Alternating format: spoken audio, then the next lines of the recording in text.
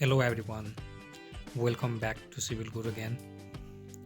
Today we'll discuss about how to find the inclined length of crank bar.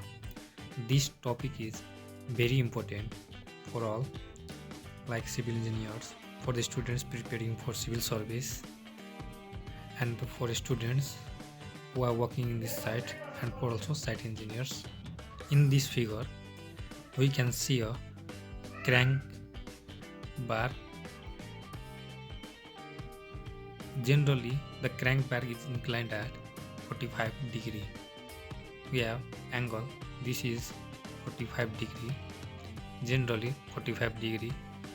Most in some cases 35 degree, but generally inclined bar inclined at 45 degree. Now we have formula for inclined length is d upon sin theta minus d upon tan theta. Theta is the 45 degree.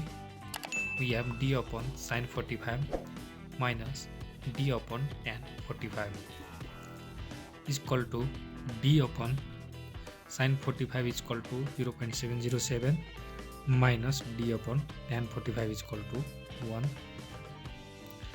In this way we get d minus 0.707 d upon 0.707 is equal to 0.293 d upon 0.707 is equal to 0.42 d. This is the inclined length of crank bar. In this way we can get directly the length of the inclined bar. If dia is 10 mm, simply we do calculation of 0.42 into dia of bar 10 mm, then 0.42 into 10 is equal to 0.42 is the length of the crank bar. So no need to revise, just this do simple calculation and find the value of the crank bar. Thanks for watching. If you like my video and want similar video like this, please like and subscribe to my YouTube channel Civil Gurugyan. Thank you.